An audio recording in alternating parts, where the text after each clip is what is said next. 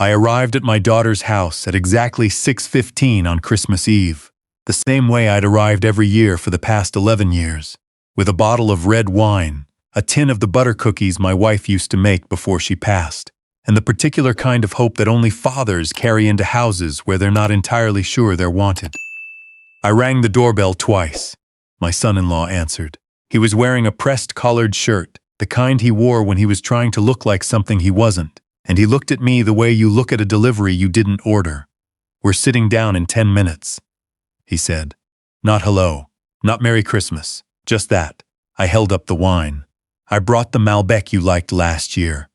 He stepped back to let me in without another word. The house smelled like pine and roasted garlic, and for a moment I let myself believe the evening would be fine.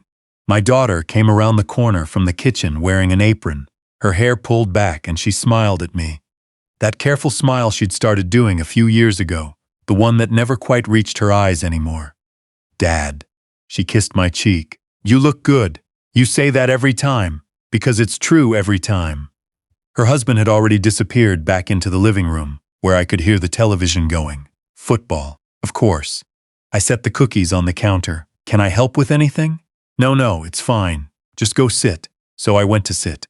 My son-in-law was on the couch with his brother, a man named Dex, who'd driven up from Savannah, and who I'd met exactly twice before this night. They were talking about something. A business deal, a truck, someone who owed someone money, and neither of them looked up when I came in. I sat in the armchair by the window. Outside, it had started to snow. Dinner was called 20 minutes later than the 10 minutes I'd been promised. When I came to the table, I saw that 7 places were set. My daughter and her husband, Dex and his girlfriend whose name I still couldn't place, and 3 of their friends from the neighborhood who I had never once met. There was a chair at the far end of the table, nearest the kitchen door, with no placemat and no wine glass. I stood there a moment, looking at it. "That one's yours," my son-in-law said. He didn't look up from the bread he was cutting.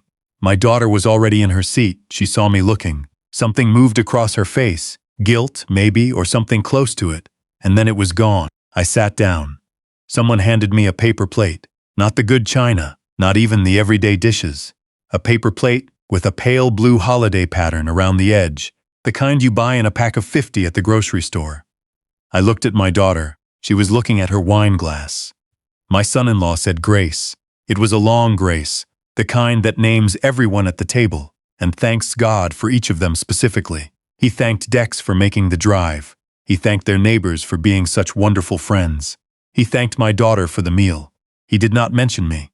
When he said amen, I was still sitting there with my paper plate in front of me, and I made a decision so quietly that no one at the table noticed. I folded my napkin. I set it on top of the plate. I stood up, pushed my chair back, picked up my coat from the hook by the door, and I walked out. My daughter called after me. I heard her say, "Dad," and then I heard my son-in-law say something low that I couldn't make out. And then the door closed behind me, and all I heard was the snow. I sat in my car for a few minutes. The engine ticked. The windshield fogged. I thought about my wife, how she used to say that dignity is the one thing you carry out of a room when everything else has been taken from you. She'd been right about most things. I drove home. I heated up a bowl of soup. I watched an old movie I'd already seen 4 times, and sometime around 9:30 I went to bed. The next morning, I called my attorney. Here is what my son-in-law did not know. He did not know that the house my daughter lived in, the house with the good china and the Christmas tree and the football on television, was mine. Not in a sentimental way, not in a I helped with the down payment way. Mine as in. My name was on the deed. My name had always been on the deed, because when they'd needed a place to live 6 years ago, I'd bought it outright for cash and offered it to them at a rent that was barely more than symbolic. The arrangement had been simple. They would pay me $800 a month until they were stable enough to buy it from me or find something else.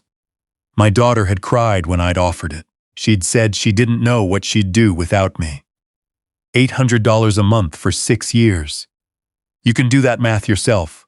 I'll just tell you that the number they owed me was significant, and that not a single payment had arrived in the last 2 years. My son-in-law had told my daughter they were paying it through an automatic transfer. He had told me on the 2 occasions I'd asked that there must have been a processing issue and he'd look into it. He had not looked into it. I also did not know, until my attorney made a few phone calls that following week, that my son-in-law had taken out a second line of credit using the house as collateral.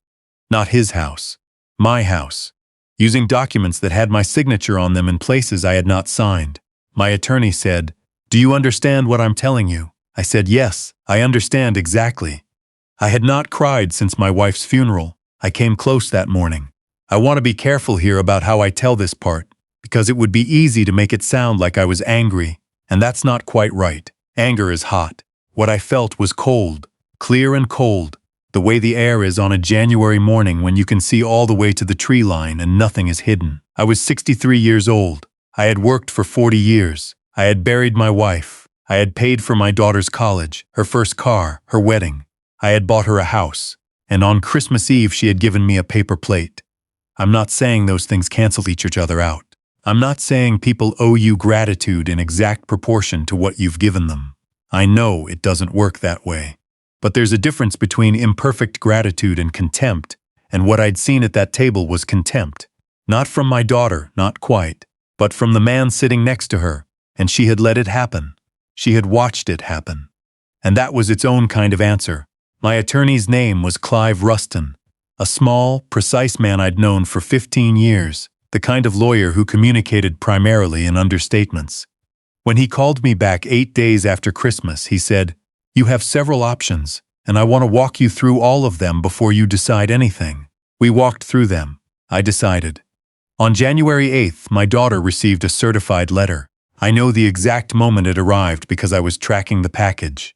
I had the app open on my kitchen table, next to my second cup of coffee, and when the notification said delivered, signature obtained, I set the phone face down and finished my coffee. The letter was formal and complete.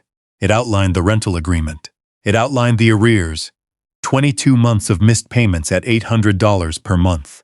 It outlined what my attorney had discovered about the unauthorized use of my property as collateral for a loan. It included a timeline, a formal notice of the outstanding balance, and at the end, a move-out date, 60 days. I had given them 60 days. My phone rang 40 minutes later. It was my daughter. I let it go to voicemail. She called again. I let it go again. On the third call, I picked up. "Dad." Her voice was different than it had been at Christmas, stripped of the careful performance. "Dad, what is this? You read the letter." "Of course I read the letter." "What is? This can't be real. This is... You're really doing this? The outstanding balance is there in black and white. Your husband knows what the rest of it means."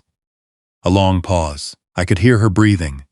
"I didn't know about the payments," she said. "I want you to know that." "He told me." "I know what he told you, Dad. I love you," I said. "That hasn't changed. But I need you to talk to a lawyer." I hung up. What happened next came in pieces, the way these things always do, and I'm going to try to put them in order. My son-in-law called me 3 days later from a number I didn't recognize. I picked up because I thought it might be Clive. When I heard his voice, that particular brand of controlled fury that men use when they've decided to be reasonable at you, I sat down at the kitchen table and waited. He said the letter was a misunderstanding. He said the credit line was something he'd planned to explain. He said that any man who would throw his own daughter out on the street at Christmas was not the kind of man who deserved to call himself a father. I let him finish. Then I said, "Put together the payment for the arrears and we'll talk about a repayment schedule for the rest. If I don't hear from your attorney within 30 days, the next communication will come from mine." He said something that I won't repeat. I said, "Merry Christmas," and I hung up. What he didn't know, what my daughter didn't know yet, was that I had already spoken to a fraud investigator, a friend of Clive's who worked cases involving forged signatures and property fraud. The credit line my son-in-law had taken out wasn't just a civil matter. The signature on the application documents wasn't mine. Someone had put it there, and that someone had done it knowing it wasn't authorized, and that, as the investigator explained to me in his patient, measured way, was a different category of problem entirely. "We're talking about criminal exposure," he said. "This isn't just a civil dispute." I nodded. I had already known it wasn't just a civil dispute. My daughter came to see me on a Tuesday morning in late January, without calling first. I opened the door and she was standing on my porch in a coat I hadn't seen before, her face the same face I had known since she was 3 days old, and she looked like someone who hadn't been sleeping. I made coffee. We sat at the kitchen table. She said, "I need you to tell me everything." So I did, not to punish her, not to make her feel small, but because she'd asked, and she deserved to know what had been done with the trust I'd placed in her household and in her husband, and I had to be honest with myself about this. In her. She listened without interrupting. When I got to the part about the forged signatures, she put her hands over her face and sat like that for a long time. Finally, she said, "I didn't know. I believe you. But I should have known." I didn't answer that. Some truths don't need to be confirmed out loud. "What happens to him?" she asked. "That's going to depend on some things I don't fully control anymore." She looked up, and to me, I reached across the table and put my hand over hers, the way I had when she was small and afraid of something, and I said, "You're my daughter. That's not a condition I attach terms to." She started crying then, really crying, the kind that doesn't have any performance in it. And I sat there and let her, because that's what you do, and because I understood that she was crying for more than just this, for the years of looking at that careful smile in the mirror before she put it on for me, for all the small surrenders she'd made inside a marriage that had slowly, quietly made her smaller. I didn't know all of that yet, but I would come to know it. The formal investigation opened in February. My son-in-law hired an attorney. There were meetings I wasn't present for, and documents I wasn't shown, and conversations that happened without me. Clive kept me informed as much as he could.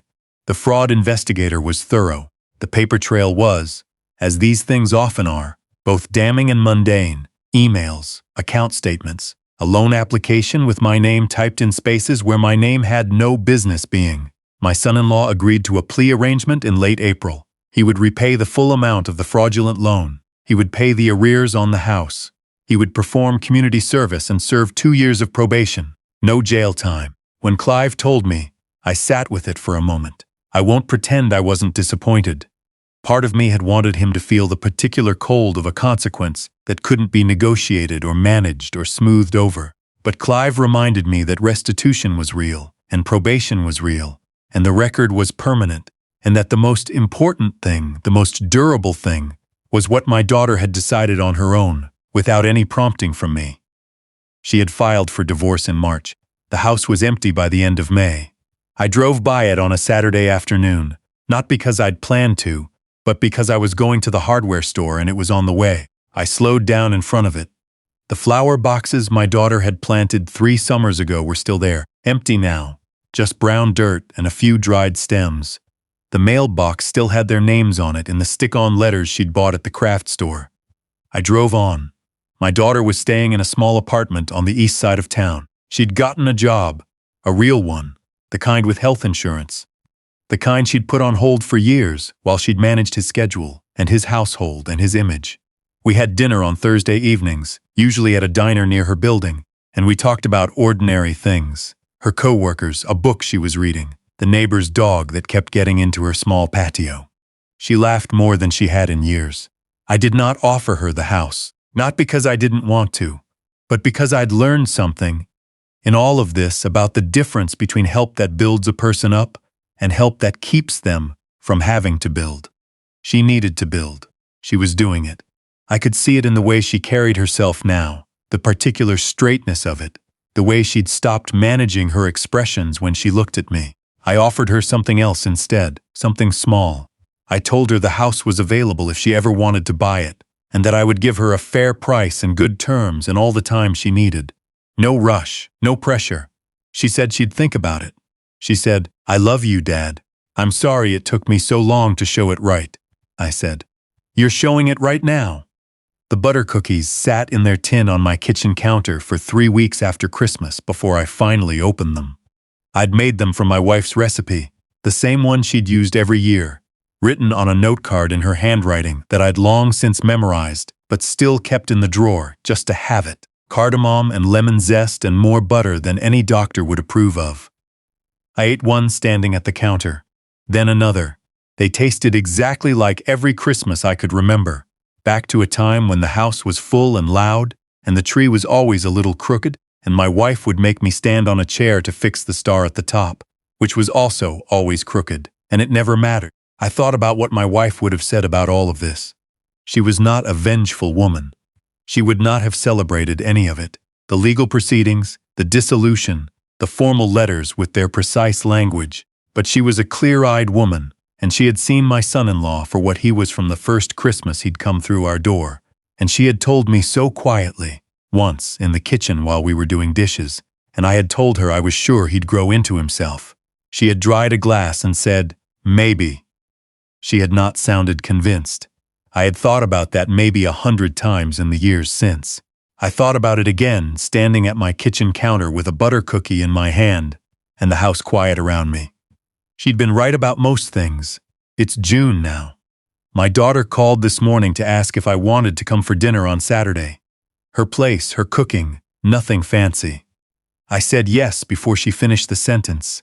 I've been thinking about what I would have done differently. People ask me that, in the way people do when something has resolved, and the resolution was mostly okay.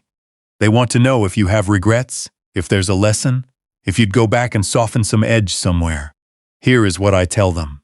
I would have called my attorney the first time a payment didn't come through, not after 22 months. After 1, I let it slide because she was my daughter, and he was her husband, and I told myself that families are complicated, and I didn't want to be the kind of father who made everything into a transaction. But here is the other thing. Being generous is not the same as being a doormat, and love is not the same as looking away. I looked away for too long. I looked away while my son-in-law learned that looking away was what I did, and he relied on it, and it made things worse than they needed to be. I'm not angry at myself for being a father who wanted to believe in his daughter's happiness. That was not a character flaw, but I wish someone had told me earlier that you can hold a boundary and still be kind, that a man who sets terms is not a man without love, that the paper plate on Christmas Eve was not the first thing he'd done. It was just the first thing I hadn't been able to look away from. There are things I can't undo. There are years inside that marriage that cost my daughter things I'll never fully know. There are months of rent that were spent on something else, and there's a signature on a document that was never mine to give, and some of those wounds take longer than a season to close. But on Saturday, I'm going to drive to my daughter's apartment, and she'll have made something. Probably something she'll describe as simple, but that will have taken her all afternoon, and we'll sit at her table, the one she picked out herself, in the apartment she's paying for herself, and she will hand me a proper plate. And that will be enough. That, for now, will be more than enough.